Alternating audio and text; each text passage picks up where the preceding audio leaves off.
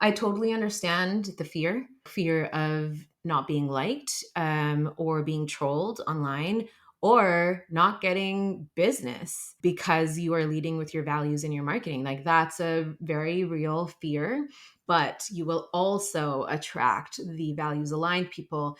And the impact for us as business owners, like I don't know about you, but I cannot go back to working with companies and people who were misaligned with my values. It really does a number on my mental health.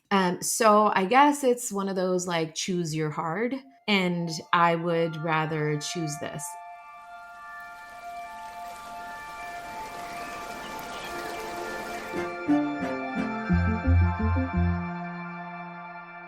So, hello, Natalia. Welcome to the Regenerative Work Life podcast. I'm so happy to have you here today. Thanks for having me. So, for listeners, Natalia works with humanity first brands to create anti oppressive copy that is authentic, that does less harm, but that also sells. And I know for many people who are stepping into regenerative entrepreneurship that feels like an almost impossible paradox. There's this question of, can I really market in a way that's going to feel good to me, that's aligned with my values, and that still delivers the concrete results that I need to sustain myself and my business? And that's why I'm really excited to have Natalia here, because I believe that you can bring those two things together. I know that you do, Natalia, and I'm really looking forward to discussing that today. Is there anything you want to add to that kind of more official intro there? No, that was perfect. I just want to point out that I love that you said does less harm. I originally had in my like branding language, do no harm. And someone on LinkedIn reached out to me and was basically challenging that concept of doing no harm, which really made me think about like that is not actually something I can promise, but doing less harm is something that we can definitely strive for. And I'm just happy that you said that. Yeah, and I love how it kind of positions it as a work in progress as Yeah. well. We Mhm. can constantly be challenging ourselves to do less and less Yeah, harm, but accept that we're going to make mistakes along the way. absolutely. Exactly. So I also wanted to share a little bit more of a kind of personal intro as to why I this is actually the first time for people listening that Natalia and I have spoken, but Mhm. we were saying before we came on, like, it feels like we know each other, and I've felt so connected to you through our connection on LinkedIn. And I came across you at a time when I was consciously rewilding my LinkedIn feed. So what I mean by this is I love I that. I was kind of getting rid of anything that just didn't feel good to me. I didn't care who it was, how important that connection had seemed to me in the past, like anything that just energetically felt to me like, oh, another funding announcement or another kind of bland like PR statement. I just got rid of all of it. Anything that like triggered comparison for me or anything like that. Like even if it was someone whose work I really appreciated, if Mhm. it took me to that place, I just got rid of it. And Mhm. I started consciously seeking out people who were doing things differently, like showing up and just being really real and authentic on LinkedIn. And that is so it was during that period that I came across your content, and it was like this gust of fresh mountain air in my LinkedIn feed. And your content just feels so alive, but also so unpolished. And you're explicit about your values. You're so upfront about that. And at the same time, like you were selling quite a lot, like actively selling quite a lot. And normally, like that would have probably been a turn off for me. But I realized I really like being sold to. Mhm.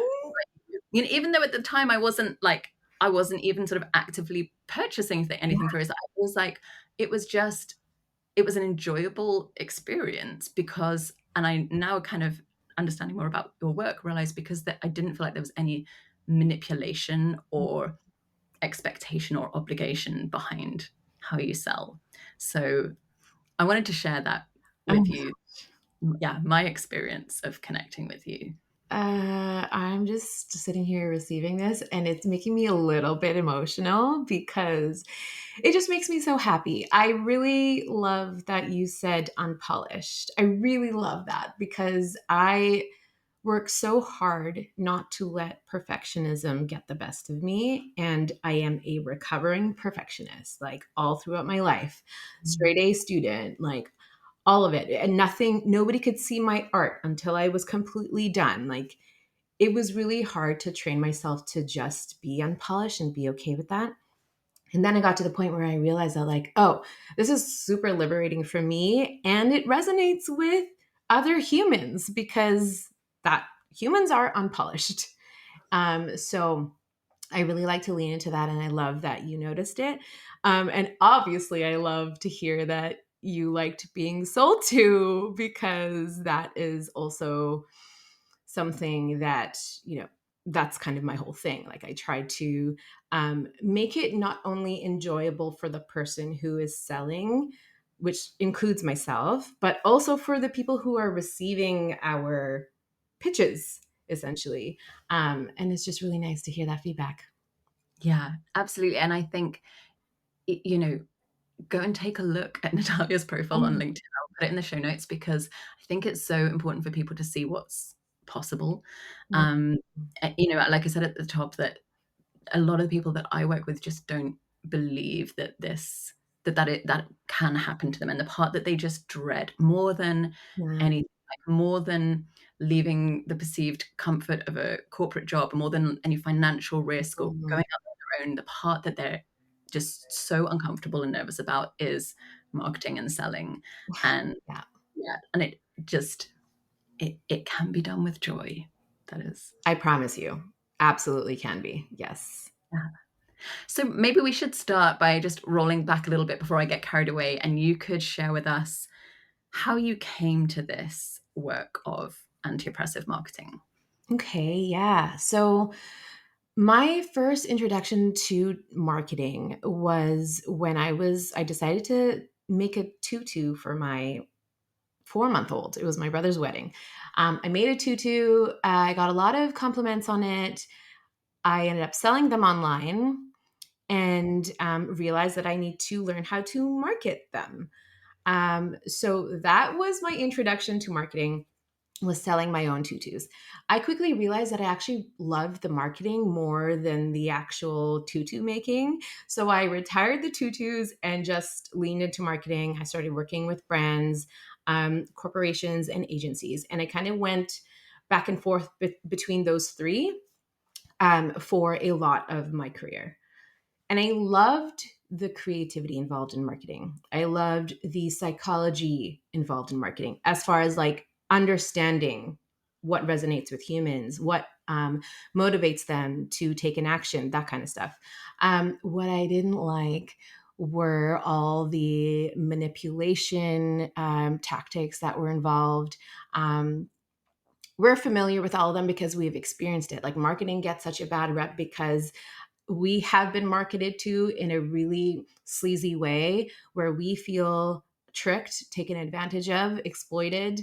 Um, and as a marketer, at that time, I remember thinking, I remember feeling shame around being a marketer. I didn't like telling people what I did for a living because of that.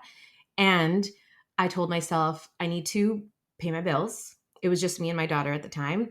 And this is temporary. I'm going to find my thing. It's going to be fully values aligned. And right now, this is what I have to do. And this is just marketing, it's just business. And I'm just going to do it. Um, so I did it and I did the dance for a while. I would attempt to raise my hand in the boardrooms and just share my perspective on, like, can we maybe not do that? But it was never entertained or even explored. And I just kind of accepted that that's just how it is. 2020 rolls around and the whole world experienced a major shift. Part of that shift was Black Lives Matter, and that movement really opened the gates for me because that was when, for the first time, that brands noticed that the impact of their marketing, because they were being called out publicly on social a lot. There was, yeah, there were a lot of mentions on social from the public. naming brands, and stocks were declining and shareholders were freaking out. So they were, for the first time in my 10-year career, or it's been more than 10 years now, at the time, they were like, oh, okay, we need to be careful. We need to be careful about what we say, how we say it, um, who we put in our images, all of it. Like, they were very clear that this is actually impacting their bottom line and they need to be careful. So, it was, on one side, it's kind of frustrating to know that they waited for something like that and it isn't completely sincere. It was all about the bottom line. But I saw that opportunity and I ran with it. And I was like raising my hand left, right, and center, and they were listening. Um, so that was really great. And I got to team up with the DEI experts in those companies, and we would do workshops where it was an intersection of DEI, diversity, equity, inclusion, and marketing. Um, and that was when marketing started feeling so much better. That was like, okay, it actually can be different, and people are willing to entertain that. At the time, I was a freelancer and I had never marketed myself as one. I had a LinkedIn profile. I don't even remember opening it, but it was there. And I checked it one day and I saw that I had a DM from someone who worked at a diamond company and they were looking for a copywriter. So by then I was already clear that, like, okay, I do not ever want to go back to oppressive marketing. And let me entertain the idea of not taking on any clients who refuse to try a different way. And I say try because there wasn't enough evidence that the anti-oppressive or humanity first marketing model actually works, like, for business as far as making money. And marketing is an experiment. And if they weren't willing to do that, then I wasn't willing to work with them. So I got this message and I was like, okay, obviously, red flag, diamond company, not the most ethical of industries out there. So I replied, and this was just practice for me to start positioning myself as a humanity first marketer. And I very politely declined and said, I only work with companies that are in line with my values. And I take a humanity first approach to marketing. I don't think we're a good fit. They responded quickly and said, oh, actually, I think we're a great fit because we pride ourselves in being an ethical diamond company. And that's all the information that was given. I was like kind of curious about what that meant. I accepted a call. And the call was meant, it was essentially a sales call for me. But really, I was screening them to see if they were a good fit. It turned out to be a game changing call. I got on the Zoom call with this person. And he, from the get go, he started off by commenting on my looks, which I absolutely hated. He asked, we lived in the same city. He asked which neighborhood. And then he laughed at the neighborhood that I lived in and made fun of it. And then told me where he was living. It was the most expensive part of the province, and showed me his penthouse, gave me a tour of his penthouse and his penthouse views. And the whole time I'm just sitting there, I'm obviously very triggered and I'm just thinking of what to say. And usually my nervous system responds in a freeze state where I cannot speak. I find it hard to even physically move when I'm that triggered. So no words were coming out of my mouth. He didn't even notice. He was just going on about that. He talked about how he's given so much money to charities and has been awarded for his philanthropy. And that it's just, I can't even quote some of the things he said about Black people and women. So he's going off. I am typing on my computer. just like a spiel that I want to respond with. And finally, when he's done, it's taken about 20 minutes for him to speak. I read my spiel and I basically tell him what I think about him in a very calm way. And I confidently say that I do not think we are a good fit. I may have called him some names. And he was very taken aback.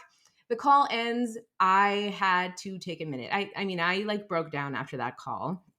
And I swore that I will never even consider, I don't want to attract clients who are so misaligned with my values.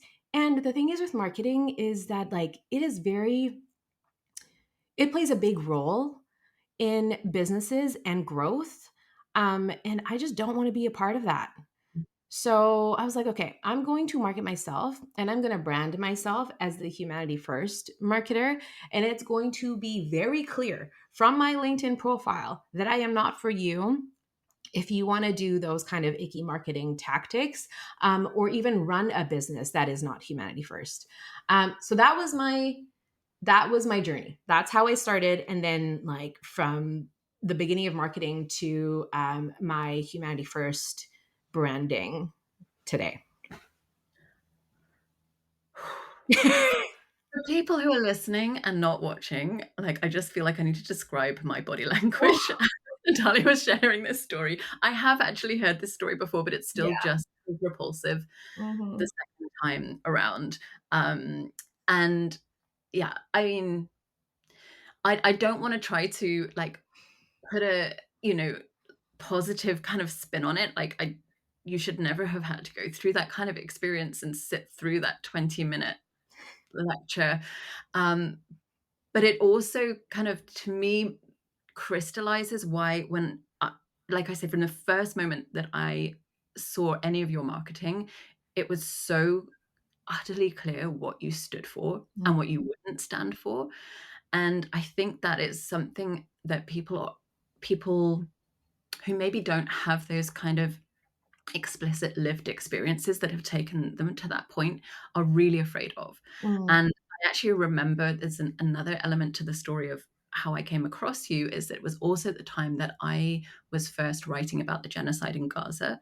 And at the time, I was the only person within my network and my little corner of LinkedIn to do so. And so I also remember the kind of courage that I felt by being digitally around people like you who were also speaking out about that and being really vocal about what really mattered to them and what's happening in the world. And I guess I just want to yeah, mark that I when we do that, we also, like, we say no to the people that we're not willing to work with, to the kind of businesses that we're not working, the kind of people we don't want to be, but we also make a huge invitation to the mm, people who feel the same way, who are waiting for somebody else to say something.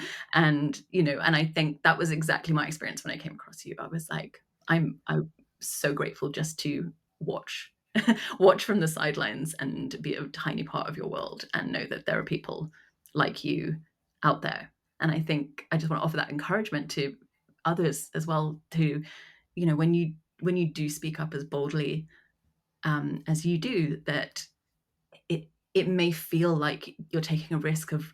rejecting people, saying no to opportunities, but really what you're doing is opening up to the people who you really want to work with and who really want to work with you. Yeah, it's so powerful. I totally understand the fear. Fear of not being liked, or being trolled online, or not getting business because you are leading with your values in your marketing. Like, that's a very real fear. And you absolutely will lose business when you lead with your values, but you will also attract the values aligned people. And the impact for us as business owners, like, I don't know about you, but I cannot go back to working with companies and people who were misaligned with my values. It really does a number on my mental health. So I guess it's one of those like choose your hard. And I would rather choose this. And as you were speaking and sharing that, I just realized something. People often talk about how LinkedIn is such a gross place. Um, and I genuinely do not have that experience. And I think it's because I'm so upfront about my perspective and my values that I don't have anything in my feed that rubs me the wrong way. I've actually never been trolled, which I find shocking. And I'm kind of holding my breath because I am very, some people would say I'm controversial. Unfortunately, like the genocide in Gaza is controversial. But I haven't received any hate. I think eventually I'm going to have to face that. But I also have so much support, like just even energetically, because the people who are attracted to my profile are all like, I feel like we're all on the same team, you know? So there are so many benefits to that. Yes, there are risks, but I feel like the benefits really outweigh the risks. Yeah, 100%. Yeah. I'm curious, as you, after that point where that kind of tipping point where you made that kind of no going back decision, and yeah, you said the word controversial, the word that comes up to me is clear. I just feel like you were so Mm. crystal clear. Um, like, was it easy for you? Was it kind of plain sailing? Because what I find, even in my own journey with marketing and sales, and a lot of the work I do is around like de-corporatization, right? And yet I have never, I've always spoke about, I've never worked in a corporate environment, Mm. and yet corporate conditioning is like always there. It's always pulling me back, and I think corporate and colonial go very much Mhm. hand, and it's and oppressive, like it those habits just kind of pull you back, and you find your writing content in a way going, like, who's who is this, like, who is saying this, who Yeah. is thinking that these techniques or tactics are actually gonna gonna benefit, or like, why do I get sucked into someone promises me a strategy that's gonna work, and like suddenly I throw out everything that I know is real because I'm like so desperate for that to work. And I find it's like a constant daily kind of detoxing and coming back to it. So I was just curious for you, like, I guess from the outside, it looks like you made that decision and you like changed your copy and you put up your banner and suddenly it was out there. But what was it like for you after you made that decision? It's also constant daily detoxing. I don't think that's ever going to end because I started that. How old was I? I don't know. I was in my 30s. That's like 30 years of conditioning. It's not going to go away overnight, if ever. It's the status quo, right? It's like all over us. We're seeing it's coming at us from all angles, in all the media that we consume, and even like the examples that we see.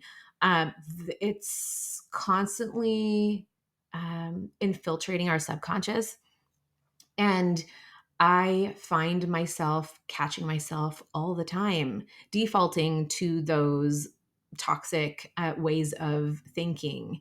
And so, yeah, that behind the scenes is still very much happening.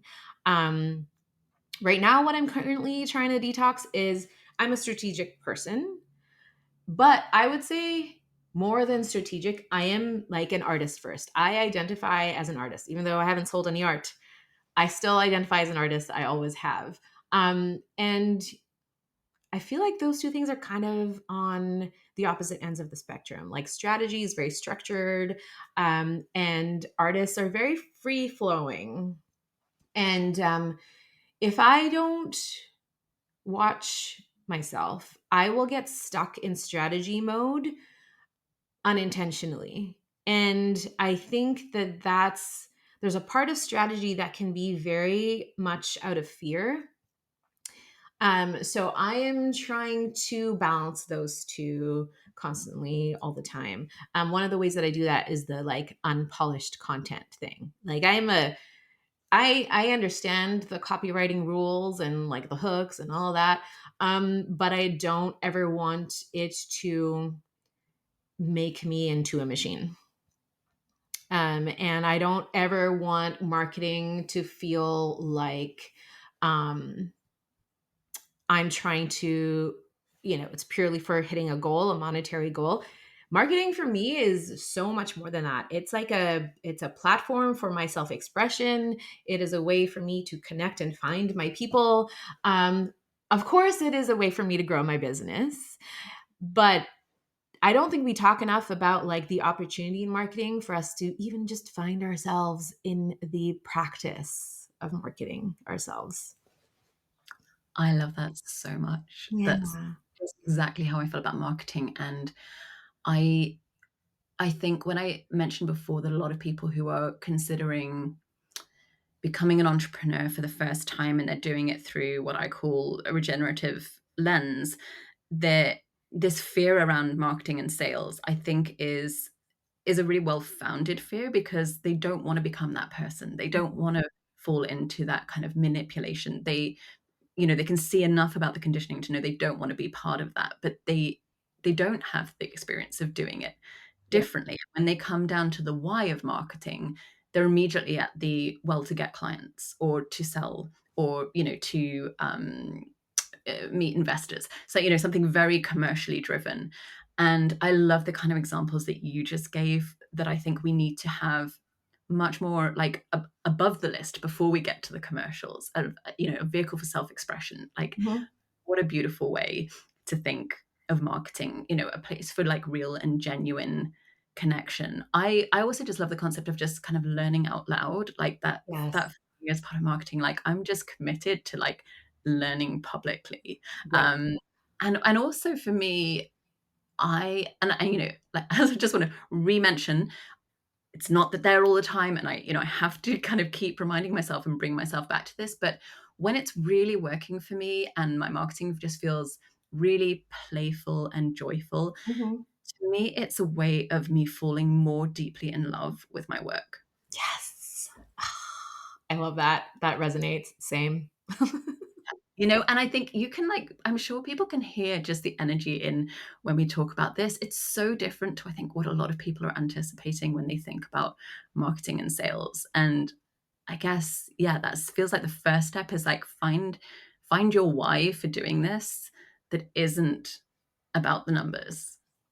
That it's not about the data, it's not about the conversions, but about, I don't believe there are any humans in the world who feel like energetically fired up by those things. Mhm. Yeah. And I feel like, so for me, when it comes to numbers, I set goals. I very rarely look at my metrics. I feel like I can't even call myself a marketer if I don't do that, but very rare will I review um, my metrics. And if I do, it's always from a like curiosity thing, like, oh, that one totally flopped. I wonder Yeah. why. And then just like coming up with hypothesis and testing it again, like the experimental mindset and the curiosity. And I think that numbers can offer us that an opportunity to find play in our numbers as well. But it's really hard not to get attached to the numbers. Mm. Um, I think that it is, yeah, they can be helpful. Like knowing how much, I just did an exercise the other day with some of my clients where we figured out, like, okay, what is the number that you need to make? Um, how many sales does that equate to? And then how many leads? So like working backwards from that, that is a very like, strategic, structured, typical way of approaching marketing. And then in that process, we also consider, do we have the capacity for that? Like energetically, do we have the capacity to be on like 10 sales calls a day if that's what it's going to take to reach that goal? And if not, we got to change some things, like either change the goal or remove something else or incorporate nervous system tools. Like I think that numbers can be helpful, but I think that the standard way of approaching numbers is not helpful. It can be really quite harmful to our nervous systems. And then when we look at the numbers, it's like, okay, I got to do whatever it takes to hit that number. And that's when marketing gets really exploited. And that really sucks. So it's like a complicated relationship. And really, it's leaving the space for us to be holistic in the process, you know? Yeah. Yeah. And I love that you brought up nervous system actually, because that's something that I wanted to ask you because very few people talk about looking after your nervous system in the context of marketing and sales. And I think it's so important. And I was wondering if there are any kind of particular tools that you use or that you share with your clients or kind of approaches that you have to, yeah, recognizing how dysregulating marketing and sales can be for our nervous systems. That's a great question. I just want to start by saying I am not trained in this department at all. I just am a very sensitive person. And I think that really helps me get in tune with other people so I can see when someone is not regulated and they're triggered. Mostly because I have to be careful with that because I tend to take other people's energy on. So I can feel it, is what I'm saying. Um, I like to share what works for me, and everybody has different things. And I think it's just helpful to even hear like what works for someone else, and maybe that starts their own exploration. But for me, it's different. Depends on like when you ask me. Right now, the tools that I'm leaning into are art. I am making space for art once a week, which is really fun. Um, and I remember correctly that you're doing Julia Cameron's yeah, The Artist Way. I would say you're yes, doing artist dates with yourself and yes, I am. Here's the book. mine um, is in the cabinet behind is me. it? Yeah. Yeah, yeah. I love it. It feels so nourishing. And it actually, maybe this metaphor will help for people. So I have frozen shoulder right now. I just found out like a couple of weeks ago. And I went to physio, and the physiotherapist was like, okay, you have to do these exercises. He gave me like, I don't know, maybe 6 exercises to do. And when he was talking to me and explaining what it is, he mentioned the nervous system. He didn't go into it, but he's like, this is what happens because your nervous system, blah, blah, blah. And I was like, oh, well, that's interesting. And then I go back and I find someone else on Instagram who I have followed before. She's very scientific. Like people think about nervous system, they kind of think like woo woo, but it's not. It's like actual biology. And she puts a lot of emphasis on the nervous system and physio. So I have been not very diligent about the exercises that he's given me, but I have been really focusing on the breath and like calming my nervous system down with a lot of long walks in nature and the art. And when I get stuck intellectualizing, which I tend to do a lot, I'm an overthinker, I will just dump all my thoughts. Morning pages is part of the artist way practice, so that really helps. And today I was putting this jacket on, and I could put it on with my throat, like my shoulder allows me to put it on. I couldn't put it on before. It was like I needed help putting my jacket on. And today I could do it, and I was like, wow, that is because of the nervous system work. It's been frozen for a year and a half, and it's so cool. Um, I feel like I totally strayed from your original question, but It's magic. I think this is the point, like working with the nervous system. My coach training is very much rooted in working with the unconscious mind, which is mm, driving the nervous system. So, I think I'm fully on board with you. Like it's incredible what can shift for us when we really yes. pay attention and prioritize our nervous systems. Yeah, I paying attention. I think that that's like the first step, and the most helpful thing you can do is just notice. Like so launching, um I'm not sure if you do launches or if you have like a more of an evergreen always available offer. I do like mini. mini launches, kind of Okay. quite a lot, and then I have an Okay. evergreen offer underneath it. I Okay. realized we started to use kind of like marketing Oh language, so yeah. stick with people. It's not going to get dense, I promise. Yeah, I mean, so launches are basically an offer that like has an open and closed date for when you can buy, and then the evergreen is when people can buy it like year round all the time. The reason I'm asking is because people who do launches get very dysregulated. Launches Mhm. have a very bad reputation because it tends to really throw people's nervous systems off. They may not even talk about it that way, but they just say, I hate launching. And it's because it is a very concentrated time when you are selling, like you're selling your butt off in a launch. And if you don't like selling, that's going to be extra hard for you. But for everyone, even if you like selling, I love selling. I still need to be very on top of my nervous system regulation during a launch. So I notice that when I'm launching, I tend to get obsessed with checking if I have a sale. I'm pretty sure everybody does this, but it's like refresh, refresh, refresh. Do I have a sale? It's the worst. I hate it when that happens. Um and I noticed this like the first time that I launched that I was like embarrassingly addicted to refreshing my notifications because I wanted to see maybe I missed one. Maybe the like the notification forgot to pop up. I've so been there, like, and it's Yeah, just, it's so cringe, and you just it don't want to, is. and yet your finger just reaches out to Yes, hit that refresh button, and you just can't help it. And then the stories that you start telling yourself around it, it's yes. yes, a Oh my hundred. gosh, it Like sucks. I'm in a much better place with it now, but I Same.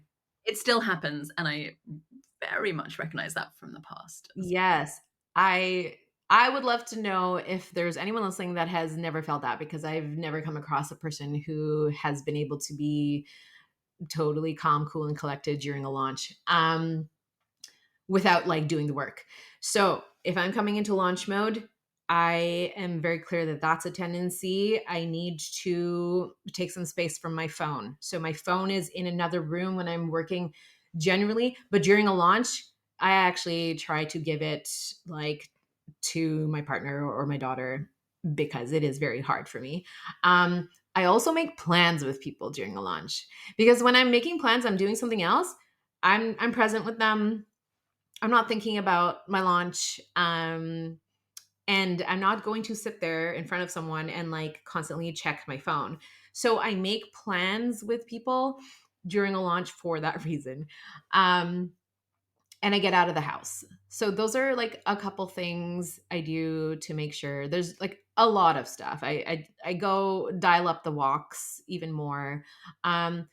Another thing that happens a lot with my clients is they will launch and the launch is not going the way they want it to. So they have set like goals. They want a certain number of sales. And usually the people I work with tend to set very low goals because they're already nervous. So they're like, I just want to sell three. And they're not even getting that number. And the launch is like they're mid launch when this is happening and now they're like towards the end.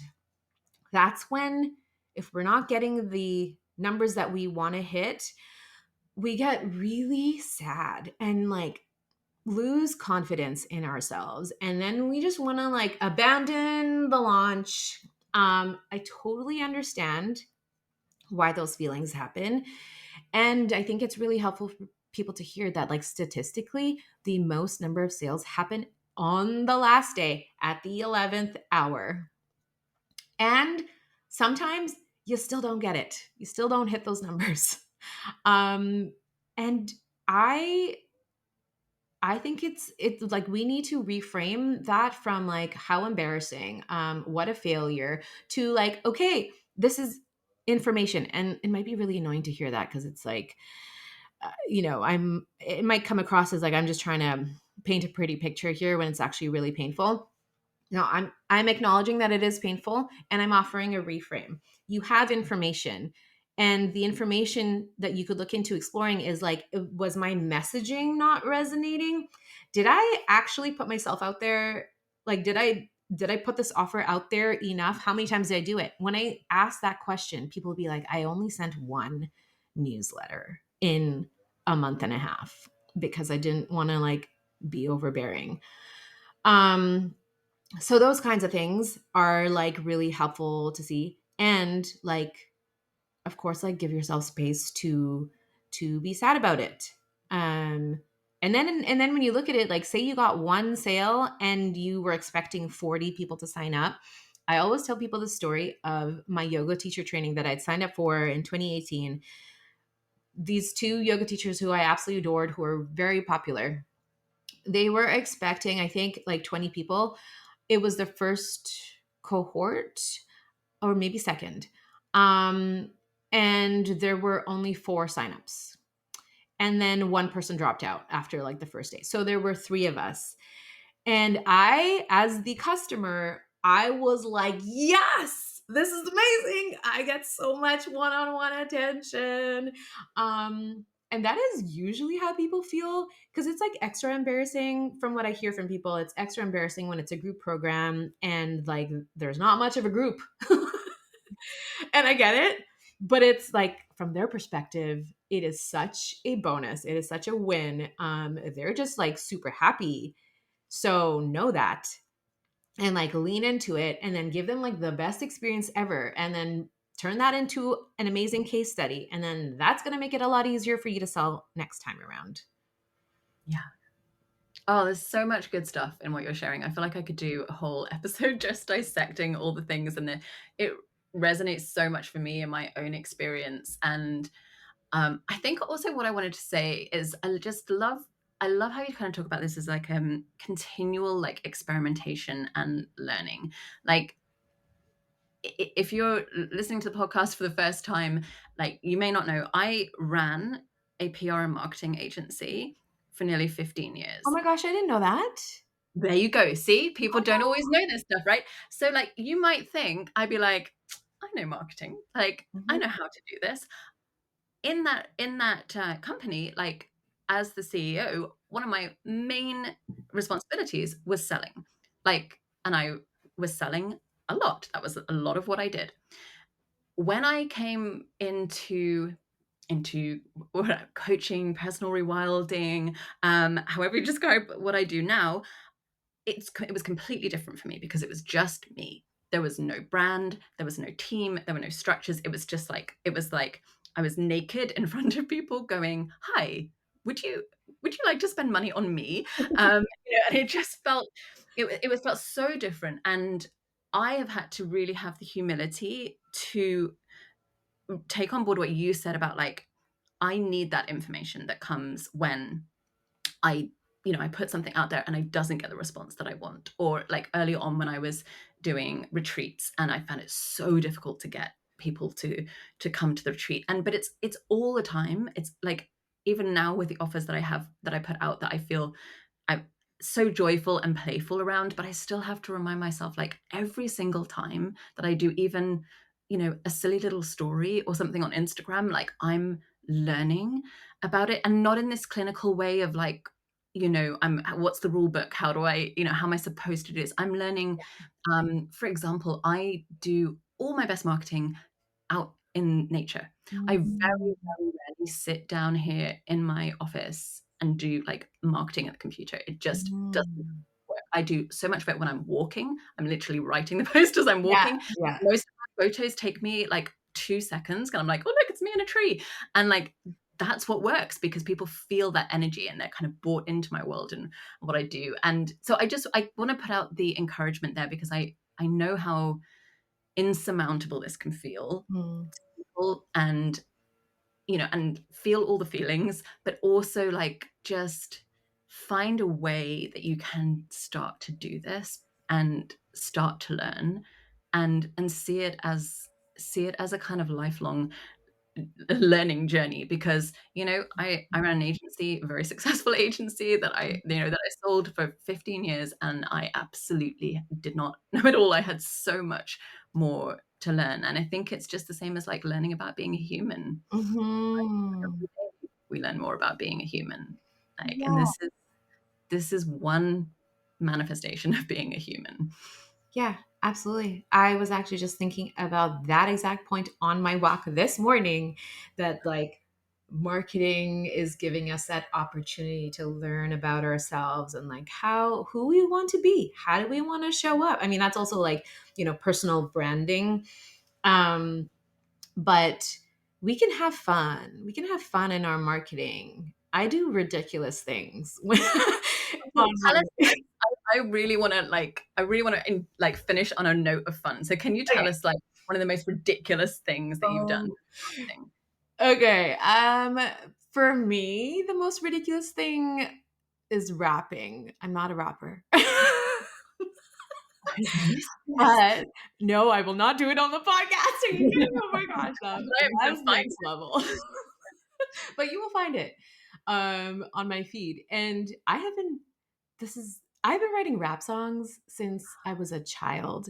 And I started sharing them in my marketing only because I thought I was hilarious. Like, to me, I think that's just so funny that I'm rapping on a public platform when that is like, I don't know what I'm doing. It's just me being a goof, and it just makes me so happy. So I just want to share it.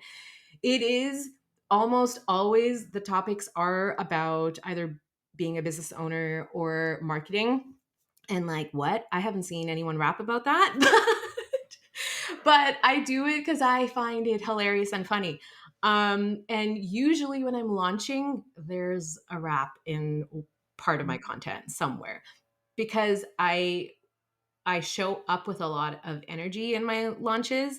But that is probably the most ridiculous thing that I do in my content is rapping. And I'm just praying that no one will ask me to do that live or on a stage at some point, because that is absolutely not a thing I can do.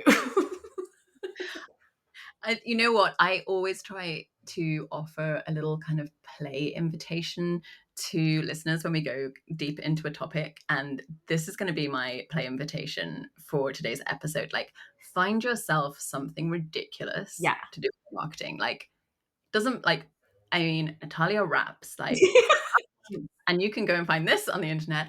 I performed a poem that I had written in a black evening gown in a tree. Oh. Like, you know, just in case listeners, you need a little ridiculous inspiration. What? You don't have to go huge with this. Just find something that feels Yeah. silly, fun, and playful to you, and see how the energy might shift. Yeah. And I don't know about you. Maybe some people would feel extra vulnerable if they did something like that. But like, I've done rapping, I've done dancing, I've put my paintings out there. And every time it is honestly primarily for me because I think it's just so funny. And so if I don't get like a lot of likes or comments, I don't even care. It's a win because I just put myself out there. And it just feels liberating to do that. Like, just be myself. And it's okay if I didn't receive any sales or comments or whatever. It's really a self-expression channel. So Mm, use it like that. that's it. Um, Natalia, I could talk to you So for fun. hours. I Same. could. um, for people who are listening who I know will be inspired by what you're sharing, where can they build a relationship with you? Is there an offer that you have live now that they might be interested Oh, in? thank you for asking. Um, I am very active on LinkedIn. I also have a newsletter. Are you able to share links with the I will have both listeners? of those links in the show Okay, notes. awesome. So I have those two. And then I also have a subscription where I help people write content in their mostly, I mean, I share from my LinkedIn posts, but people use it to write Instagram posts and YouTube and newsletters as well. And the whole point is to like just make it a little bit easier, be a little bit more human. I follow my own framework in there. And it includes like building in public prompts, sales prompts, prompts to express yourself, which is really fun slash scary. So yeah, that's $15 a month. So if you want some help with showing up, then maybe go check that out. Yeah, I'm going to second that. I have pointed clients in the direction of momentum before. Oh, And I think, if the concepts that we have shared resonate, but you feel like you just don't know where to start, or you just wouldn't know what to say, like, that is a great place to go and check out momentum. Thank you so much for this conversation today. it's been so fun.